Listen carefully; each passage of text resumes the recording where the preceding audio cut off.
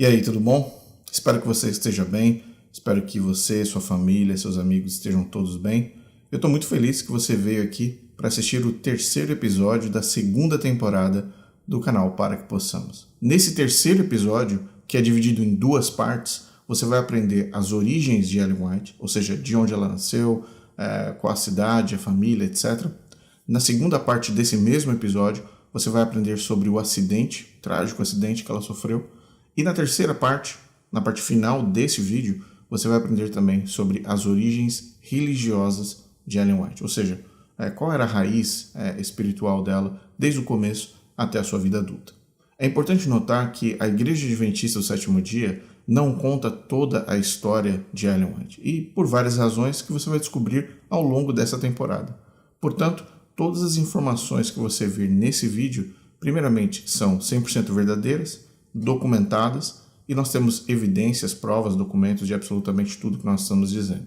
Eu tento ao máximo mostrar todas as evidências e documentos na tela para que você possa ter acesso. No entanto, muitas pessoas têm enviado e-mails ou têm se comunicado comigo pedindo PDFs, livros, etc., para que eles possam pesquisar, para que eles possam participar também do processo de pesquisa um pouco mais aprofundado. Se esse é o seu desejo, entre em contato comigo, eu posso fornecer para você todos os documentos que nós temos à mão. Um lembrete rápido, não se esqueça de se inscrever no canal, não se esqueça de apertar o sininho e deixar seu comentário, seu pensamento logo abaixo. Esse vídeo e principalmente esse episódio número 3, a parte 1 e a parte 2, são muito importantes para pessoas que não conhecem Ellen White, não fazem nem ideia de quem ela seja, o que é o caso de milhões de pessoas, e para o caso de adventistas do sétimo dia, que se eu não me engano são cerca de 1 milhão no Brasil, é importante também para que vocês aprendam de fato, de verdade, qual é a história de Ellen White, porque a Igreja Adventista ela apresenta, eu acho que 10, 15% da história dela nos seus livros, na sua literatura, no que é impresso, no Brasil, mas na verdade a história dela é muito mais ampla e você vai perceber isso nessa temporada. Então, eu espero que você goste dessa temporada, eu espero que você goste desse episódio e também da parte 2 que vem aí logo na próxima semana. Bom, um abraço. Só lembrando uma coisa, só um minuto. Não se esqueça que você pode concorrer a esse livro aqui se você se inscrever no canal. Basta você se inscrever e você vai participar do sorteio de um livro do século XIX, promocional para todos os inscritos do canal. Eu vou fazer o sorteio logo que a gente alcance os 10 mil inscritos. Esse livro é do século XIX, é uma relíquia original. Eu espero que vá para a sua biblioteca pessoal. Bom, chega de falatório, vamos para o episódio. Eu espero que você goste.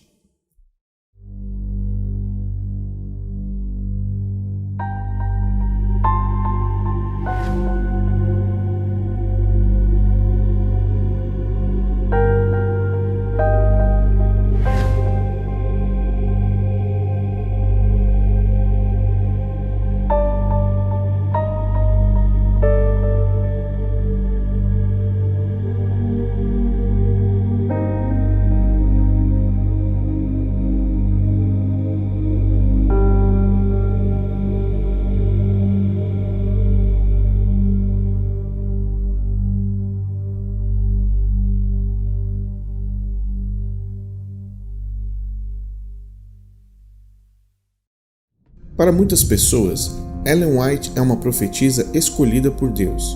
Para outros, apenas uma escritora e autora de muitos livros. Porém, para membros de diversas igrejas e religiões, incluindo milhões de membros da Igreja Adventista, Ellen White é um completo mistério que ainda precisa ser decifrado para fazer sentido, tanto no âmbito religioso como também no literário. Para que essa análise seja completa, é importante revisitar as raízes, o tronco, os galhos e as folhas com os frutos dessa árvore chamada Ellen White. Como pano de fundo para essa investigação, iremos utilizar um dos eventos mais importantes de todo o seu ministério. No entanto, esse evento é também o menos conhecido pela maioria das pessoas que segue ou se interessam por Ellen White, mas revela elementos fundamentais para que você tire suas próprias conclusões a respeito de quem ela era desde o início. Vamos começar pelo começo, o nascimento e o perfil familiar. Ellen Goldwhite nasceu em 26 de novembro de 1827, perto de Gorham, Maine, Estados Unidos. Ela e sua irmã gêmea Elizabeth eram as caçulas de 8 filhos dos pais Robert Harmon, chapeleiro da sua cidade, e sua esposa Eunice Gould. Pela ordem de nascimento, Ellen foi a 7ª e Elizabeth foi a 8ª. Os outros irmãos e irmãs de Ellen eram Robert Jr., Sarah, Mary, John, Harriet e Caroline. Quando Ellen nasceu, sua família morava em uma pequena fazenda em Fort Hill, que ficava a aproximadamente 5 quilômetros ao norte da cidade de Gorham. Quando criança, Ellen ajudava o pai a preparar as pontas dos chapéus, o que era considerado a parte mais fácil do processo de produção. A família Gould Harmon tinha raízes afro-americanas e, por essa razão, Ellen White sempre foi considerada socialmente como uma mulher mulata, o que veio a afetar a sua vida adulta no futuro. Eles eram uma família muito unida, com fortes laços familiares de respeito e amor. A família era muito religiosa e frequentava as reuniões da igreja metodista local. O pai de Ellen, ele era um diácono ordenado, e naquela época a igreja metodista possuía algumas ramificações distintas, e a igreja na qual Ellen e sua família frequentavam era considerada uma Shouting Methodist Church, ou a igreja metodista dos gritos ou do clamor. Essa ramificação existe até hoje nos Estados Unidos. O fato de Ellen White ter crescido nessa linha específica do metodismo iria impactar e influenciar sua vida e percepção do cristianismo por muitos anos, como você verá neste vídeo.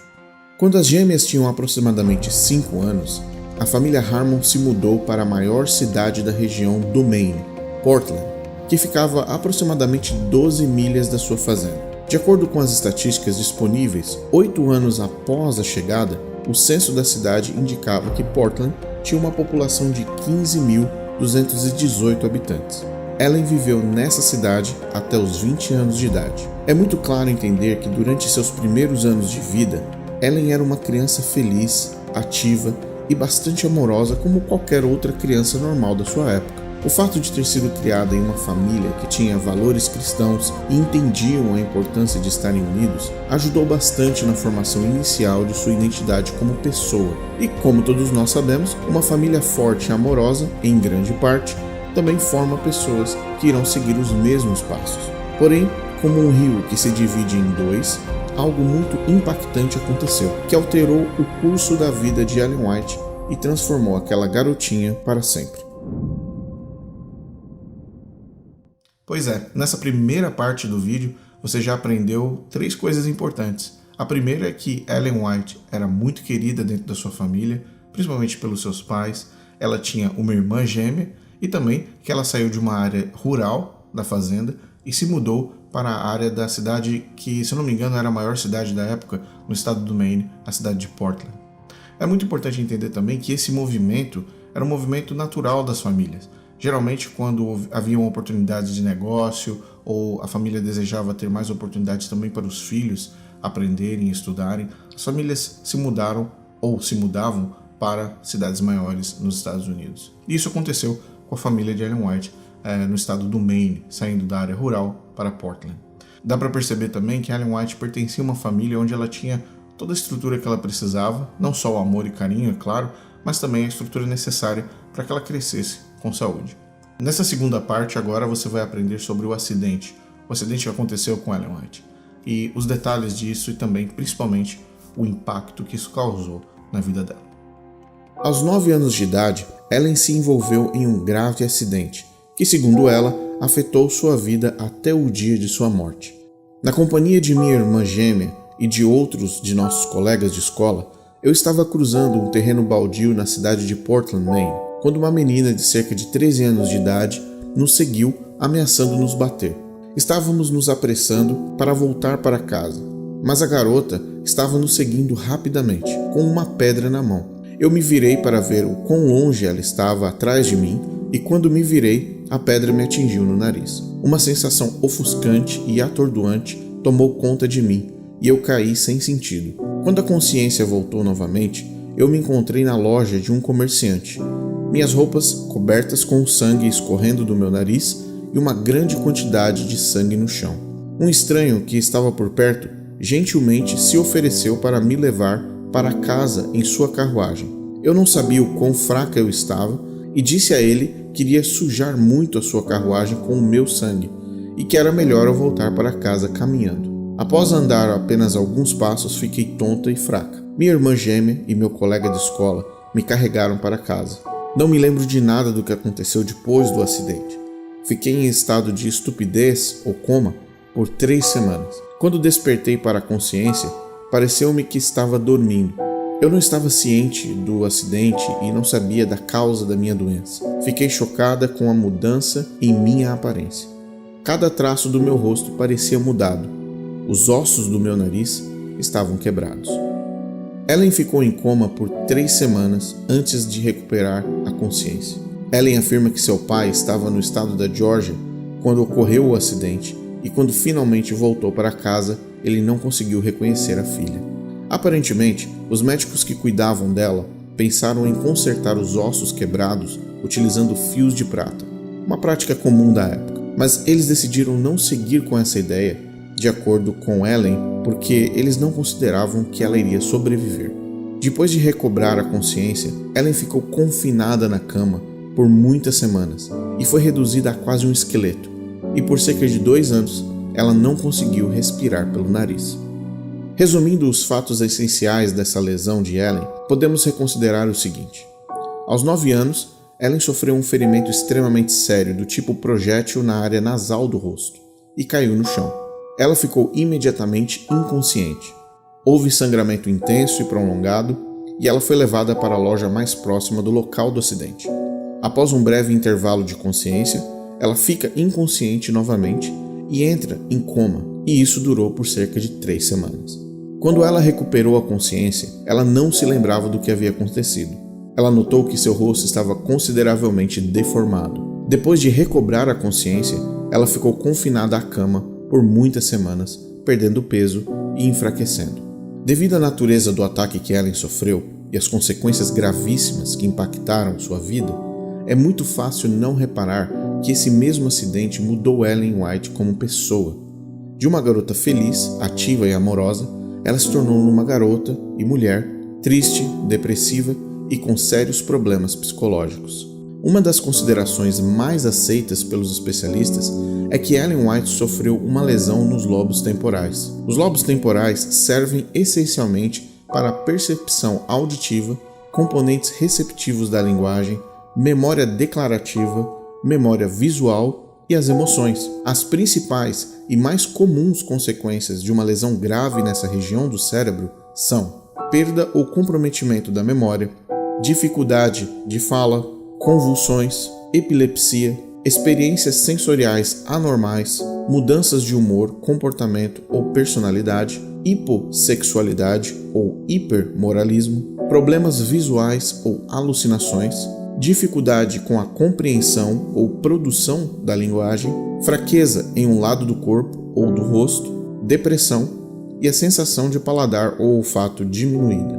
Na época, não havia tecnologia para uma análise mais aprofundada do cérebro como temos disponível hoje, e após a sua morte, não existem registros de nenhuma análise aprofundada do seu cérebro que poderia, com certeza, apresentar o estado real deste órgão. No entanto, ao longo de sua vida, Ellen White demonstrou centenas de vezes sintomas que revelavam que ela era vítima de traumas mais profundos do que muitos imaginavam. Passado algum tempo após o ataque com a pedra, ela passou a melhorar muito lentamente, porém, sua saúde parecia estar completamente abalada. Mais tarde, Ellen pôde frequentar a escola, mas por pouco tempo, e ela escreveu: "Era quase impossível para mim estudar e reter o que havia aprendido."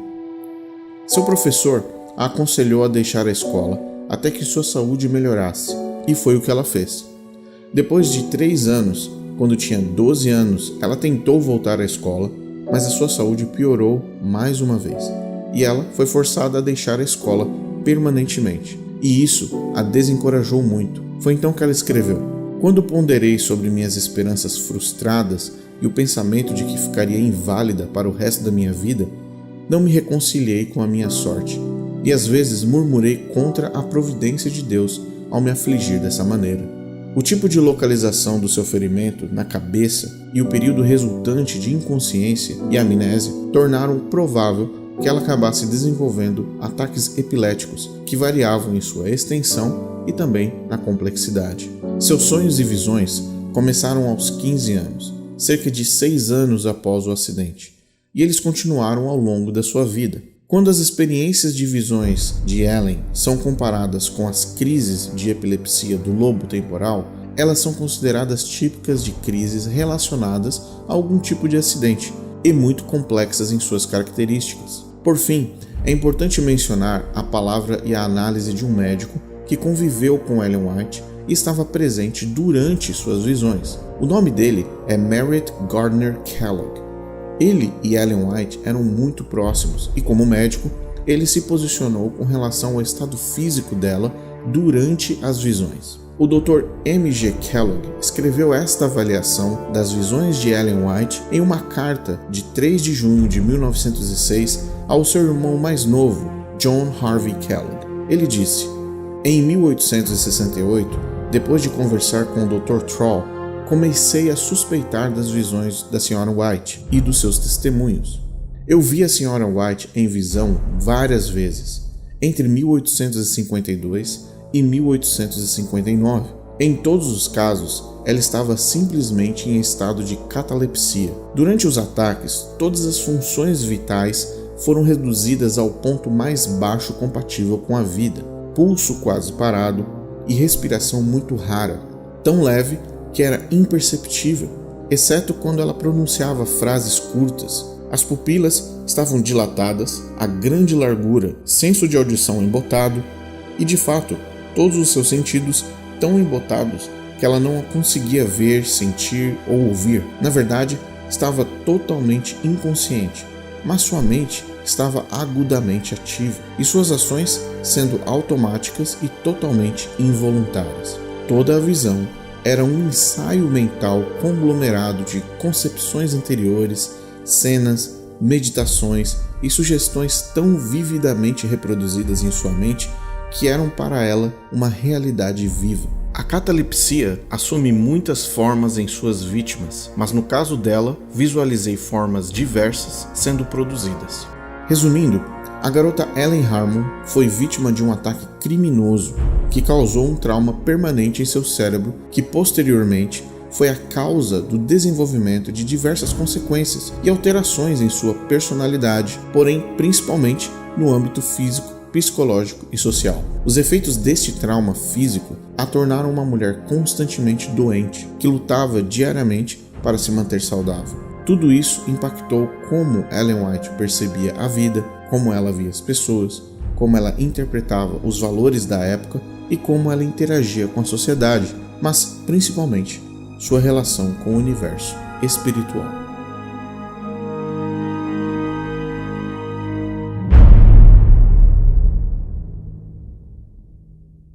Pois é, deu para ter mais ou menos uma ideia do impacto que foi o acidente na vida de Ellen White, e principalmente o impacto real e contínuo na vida dela ao longo dos próximos anos e também dentro do seu ministério. Muitas pessoas minimizam esse evento. Muitas pessoas acham que o acidente de Ellen White, ela tomou uma pedrada, infelizmente foi algo muito sério, deixou ela acamada por algumas semanas, mas depois tudo voltou ao normal, ela foi se recuperando e a vida seguiu normalmente.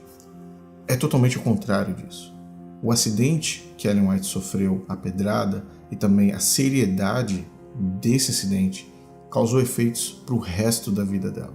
E também causou efeitos na dimensão de como ela entendia o mundo espiritual. Ellen White estava conectada a uma série de fatores ao redor dela que traziam para o centro da vida dela algo primário: medo.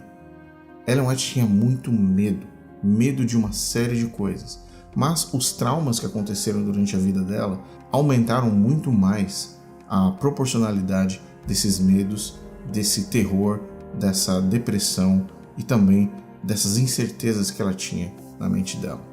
Como você vai ver agora nessa próxima parte, é importante notar que os efeitos do acidente, unidos também às práticas religiosas que ela tinha durante toda a infância, adolescência e o começo da vida adulta, formaram Ellen White, fizeram com que ela desenvolvesse uma característica, uma personalidade que impactou diretamente o ministério dela no futuro. Ellen White é produto e resultado de 20 anos de diversos eventos e práticas que culminaram numa visualização ou numa versão de uma religiosidade que não existia antes. Foi uma mistura muito grande entre o mundo espiritual, ou o que ela percebia do mundo espiritual, com a grande parte de sua compreensão do mundo religioso e das práticas religiosas.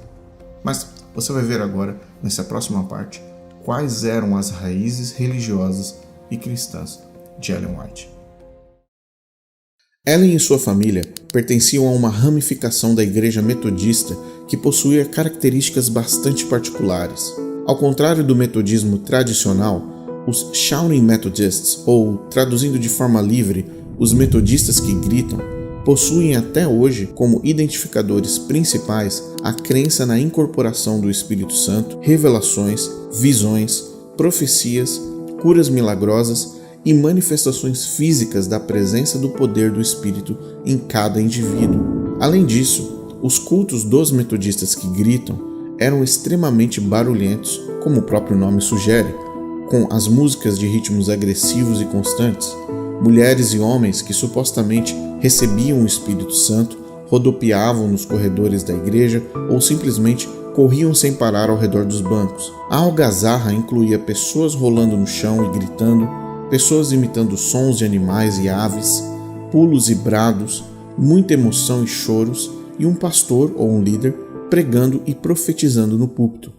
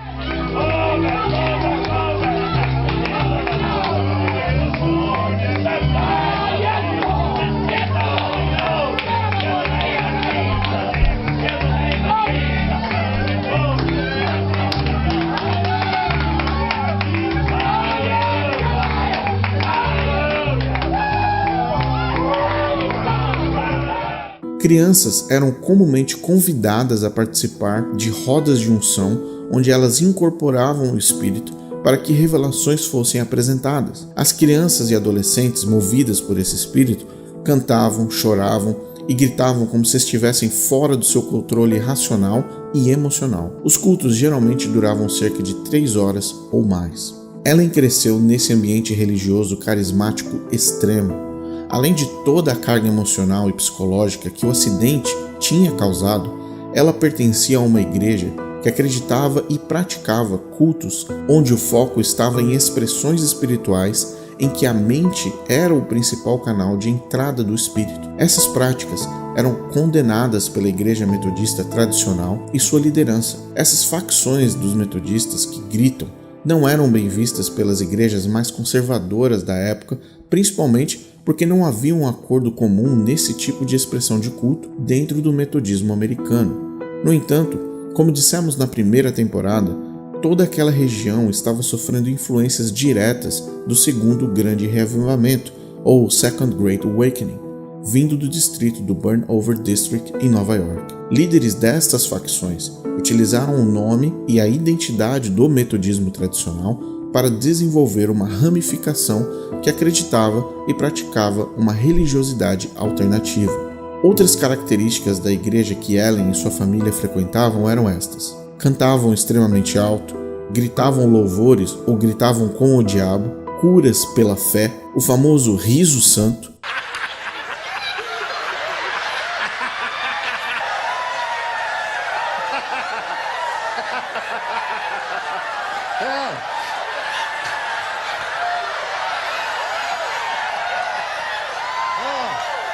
Ocasionalmente falavam em línguas, e os crentes que caíam no chão, ou chamados de mortos no espírito, aqueles mortos no espírito que às vezes surgiam para relatar uma visão ou dar uma mensagem ou uma palavra de Deus para a igreja. Ellen aprendeu que essa era a forma correta de adoração e de comunicação com Deus. No entanto, devido ao seu estado emocional e físico, essas manifestações passaram a fazer parte de sua vida espiritual particular. Quando estava sozinha ou dormindo, durante sua infância e adolescência, ela passou a ter sonhos e pesadelos, onde ela era constantemente alertada de que não seria aceita por Deus e de que ela não seria salva, e também que a luz de Deus seria rejeitada a ela e que também seria jogada nas trevas e no abismo. Isso criou em Ellen uma certeza de que ela estava perdida e que a volta de Cristo seria, na verdade, o fim da sua vida e sua perdição completa. O trauma cerebral e as consequências psicológicas ainda latejavam em sua mente e, juntamente com as práticas religiosas de sua igreja carismática, apenas contribuíram para uma piora na percepção que ela tinha sobre Deus e o mundo espiritual. Ellen escreveu diversas vezes sobre como ela se sentia quando criança e juvenil e como ela era atormentada com o medo constante de que ela nunca seria salva. Após acordar de um sonho sobre um templo e um cordeiro, ela disse: "Acordei com a mente agoniada e mal consegui me convencer de que estava sonhando. Pareceu-me que meu destino estava determinado e que o Espírito do Senhor havia me deixado para nunca mais voltar." Ela também escreveu: "Havia em meu coração um sentimento de que nunca poderia me tornar digna de ser chamado filha de Deus. Muitas vezes busquei a paz que há em Cristo, mas não consegui encontrar a liberdade que eu desejava. Uma tristeza terrível tomou conta do meu coração. Não conseguia pensar em nada que tivesse feito para me deixar triste, mas parecia-me que eu não era boa o suficiente para entrar no céu, que tal coisa seria grande demais para mim. Eu vagava desnecessariamente na escuridão e no desespero." A família de Ellen era bem estabelecida em sua igreja e, além de respeitados, eram considerados pessoas relevantes na comunhão dos membros. No entanto, isso mudaria após a passagem de William Miller em 1840 pela região de Portland, no Maine, onde Ellen morava com sua família. William Miller passou a realizar uma sequência de estudos proféticos sobre o livro de Daniel, o Apocalipse e a segunda volta de Cristo. Ellen e a sua família ficaram sabendo das conferências e decidiram participar. Ellen escreveu: "Em março de 1840, William Miller visitou Portland, Maine, e deu seu primeiro curso de palestras sobre a segunda vinda de Cristo. Essas palestras produziram grande sensação e a igreja cristã na Rua Casco, ocupada pelo Sr. Miller, estava lotada dia e noite.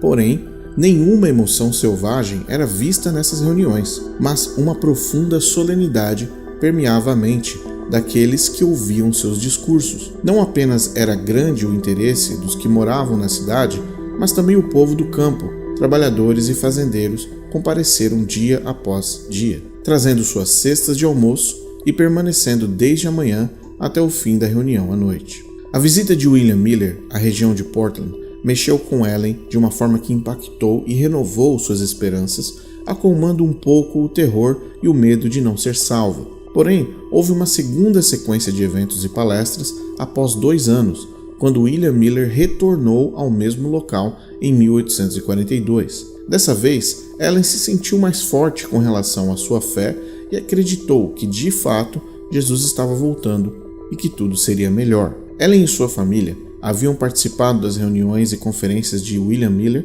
e foram convencidos de que Jesus de fato estava voltando em breve e tomaram a decisão de pregar sobre a data da volta de Cristo e as demais teorias, só que dessa vez dentro da igreja metodista que eles frequentavam, como também em reuniões privadas. Com certeza, isso causou um problema muito sério, porque William Miller estava sendo rejeitado por dezenas de igrejas incluindo os metodistas. No momento em que a igreja descobriu que a família Harmon estava pregando uma nova doutrina dentro da igreja, eles foram excluídos. A verdade absoluta é que a família Harmon foi desassociada da igreja metodista por acreditar e ensinar em reuniões particulares dos metodistas as doutrinas da determinação do tempo da volta de Cristo de William Miller, cujos 5 períodos proféticos terminaram em outubro de 1843, incluindo que a dispensação do evangelho terminaria, que o tempo da graça seria encerrado e o dia do julgamento ocorreria. Toda a família de Ellen White foi expulsa da igreja, pois decidiram não renunciar à mensagem de William Miller, considerada uma heresia pelos metodistas e demais igrejas na época. No entanto, Elizabeth, a irmã gêmea de Ellen, decidiu permanecer na igreja metodista e não seguir sua família em sua nova fé. A família Harmon abraçou o millerismo com todas as forças. O pai de Ellen passou a distribuir panfletos e ajudar no avanço da mensagem de William Miller, alertando a região sobre a volta de Cristo em 1843 e depois em 1844. Todos se engajaram com a mensagem do fim do mundo, do julgamento de Deus e alertando os vizinhos e amigos sobre o pouco tempo que supostamente faltava para a humanidade. Mas como você aprendeu na primeira temporada sobre o grande desapontamento de 1844, Jesus não veio e houve um grande desapontamento. Ellen Harmon e sua família inteira também viveram o desapontamento em sua cidade de Portland. Como todos os demais, os traumas emocionais foram intensos, tanto quanto os de milhares de pessoas ao redor da região de New England e demais estados. Porém, Ellen Harmon decidiu fazer parte de um grupo de milleritas que continuou acreditando que a mensagem estava correta e Jesus estava sim muito perto de voltar. Sendo assim, o mundo de fato iria acabar em algumas semanas. Bom, essa é a parte final deste primeiro episódio, ou da parte 1 desse episódio, e a próxima parte vem na semana que vem. Eu espero que você assista também e continue conosco. Alguns comentários finais com relação a esse primeiro episódio, essa primeira parte. Ellen White veio de uma família normal, como qualquer outra criança. Infelizmente, ela sofre um acidente muito sério, e esse acidente impacta a forma como ela percebe o mundo ao redor, como ela percebe as pessoas, as emoções e como ela entende principalmente o universo religioso. A religiosidade dela, ou as práticas religiosas que ela tinha desde a sua infância até a parte adulta da sua vida, foram cruciais para que desenvolvessem nela um medo muito grande de não ser salva. E eu acredito, pessoalmente, que durante todo esse processo, esse medo só aumentou, ele não diminuiu. E uma das evidências que nós temos de que Ellen White nunca acreditou que ela estava salva, e isso literalmente impactou a vida dela, emocional e espiritual, é porque ao redor de sua vida e também de seu ministério, ela passou a desenvolver ferramentas ou métodos que ajudavam ela a ficar mais em paz com relação à salvação. Métodos como já estar salvo se você acredita nisso, estar salvo se você faz isso, estar salvo se você acredita nesse dia, estar salvo se você come esse tipo de comida e assim por diante. Então, ao longo dos próximos episódios nós vamos explicar um pouco mais sobre isso, mas é muito claro quando você olha para a doutrina adventista, que quando você pega as 28 crenças da igreja, de que ali dentro, em todas elas, está o caráter e o espírito de Ellen White. Porque sem Ellen White não existe igreja adventista. É impossível você desmembrar um do outro. E esse medo, esse trauma, esses pesadelos, todas essas coisas que aconteciam na mente de Ellen White se traduziram em ferramentas para a salvação. E é triste perceber que ninguém nunca explicou a graça de Cristo para ela. Ou pelo menos não explicaram da forma correta. Se alguém tivesse explicado logo no começo, quando ela era adolescente ou juvenil, como a graça de Cristo funciona, ela não iria ficar traumatizada com a ausência da segurança da salvação. Ellen White nunca achou que ela estava salva. E a principal razão pela qual nós sabemos disso é que durante toda a sua vida, ela continuamente desenvolveu ferramentas para que ela tivesse em paz com relação à salvação dela. Bom, no próximo episódio nós vamos falar um pouco mais sobre esse evento que aconteceu na cidade de Atkinson. Esse evento revela de fato quem era Ellen White no começo da sua vida. E é um evento perturbador, porém é importante para que todos vocês entendam qual era o efeito direto de todas essas crenças, medos e práticas na vida de Ellen White e como isso se transformou numa prática comum em seu ministério. Bom, nos vemos na próxima semana, no próximo episódio, na parte 2. Não se esqueça de se inscrever. Até lá.